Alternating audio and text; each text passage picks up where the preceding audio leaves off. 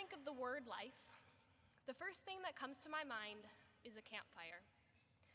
And I think that's probably because one of my best memories is sitting with my friends on a beach at night. And along the coastline, there were dozens of campfires. And each of them were so far away that they were just this tiny prick of light shining in the dark. Sometimes they flickered, but they never went out. For lots of people, a happy memory might not be the first thing that comes to mind when they hear the word life, and that's because life isn't always happy. It can have sadness, discouragement, anger. I know that, I've experienced it. But when people only focus on the hard side of life, when they forget the good memories or what it is in the first place and who it's from, that's when people start to think that maybe life isn't all that valuable. I have an aunt and uncle who about 4 years ago adopted a baby boy. His name is Logan, and he is just the sweetest, most friendliest little kid I know. He lives pretty far away, so I don't get to see him very often, but every time I do, he just fills me with joy, and I think that's because he's filled with joy. I love how he will just overflow with happiness, even from the simplest things, like splashing in a pool of water. The look of awe on his face when he touches a dog or watches my little brother. He's friendly with everyone, crazy smart, and I love him so much.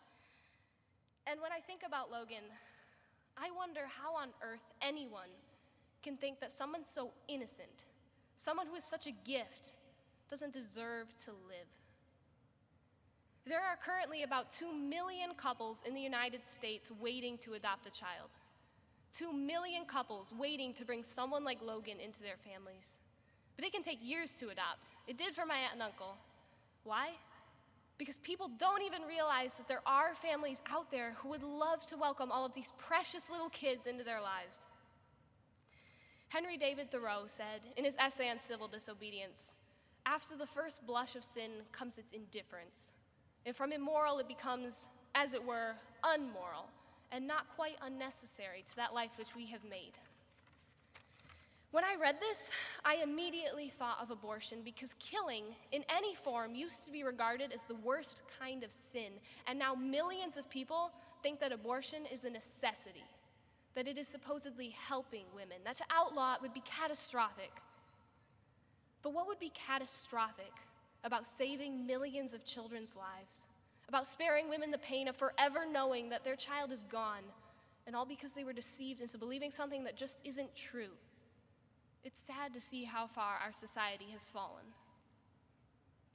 One of my favorite sayings is, "Isn't it crazy how the same God who made mountains and oceans and galaxies looked at you and thought that the world needed one of you too?" And the thing is, we are so much more important than any form of nature. But can you imagine what the world would be like without stars? I mean, the world would be so much less beautiful.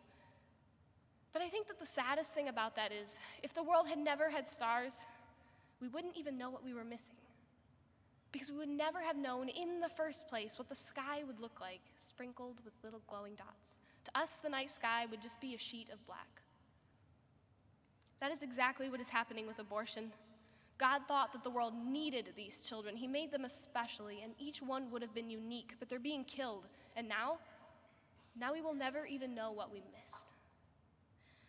I was once told that the fact that no two snowflakes are exactly alike was a myth. There actually are identical snowflakes.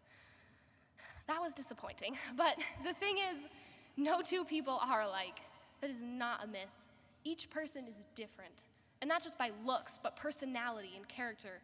Each person has a different future or path. They're like snowflakes. Each one is beautiful, and yes, they're unique, but when you consider them all together, they create something even better. A gorgeous landscape of snow. And when you consider all of us together as people, look what we can create. Families, communities, nations, we're snowballing into something amazing called the future. And each person contributes something that only they can contribute. Maybe there's someone like Shakespeare, who is still known as the greatest playwright ever. Maybe they're like my cousin Logan, who just showers everyone with love. But all together, we are one great masterpiece. And if you take some of us away, we can't be everything we could be. But all that aside, The plain and simple truth is this: killing is wrong, and killing babies is literally the worst thing a person could do. At just 18 days, these tiny little people have a heartbeat. At 6 months, they have their own fingerprints on their tiny hands, and from the moment of conception, they are 100% alive. Abortion is the worst thing about our nation because we have such a capacity for greatness, for amazing things, that it is crushing to think how badly we are throwing away all of our potential, how we are using our power for evil things when we could be doing something so much better. We are throwing away innocent babies. Babies who bring nothing to the world but joy. Of all the things we could target, why would we target them? Because people are confused. Because they forget that life has value. And of the many things that people forget, 48 years ago, when we forgot the sanctity of life, we forgot the most important thing of all. The people who think abortion is okay, who keep it legal, they are the people who forget what life really is. They don't remember the truly happy memories. They don't remember kids like my cousin Logan, because if they did, and if they really gave it even a moment of thought, they would be crying. Crying because more than 62 million children will never have a chance to make any kind of memories at all. And when we think of that, we should be crying too. Life has purpose. Maybe some people don't know or realize that, but we do, and we will fight back, and we will speak out for the truth. My friends and I are doing that when we go to pray in front of the abortion clinic. We're doing that just being here tonight. Kids like Logan are doing that when they flood the world with love and joy, when they show us what a gift they truly are. There's a quote from The Lord of the Rings that I think pretty much sums up what we're doing here, and it is this: there's some good left in this world, and it's worth fighting for. Newborn babies are the essence of goodness, and they are worth fighting for, and we need to remember that, because we are those tiny pinpricks of light, shining in the dark, lighting it up, even just a little. We are those campfires, and we should never give up, and we should never go out.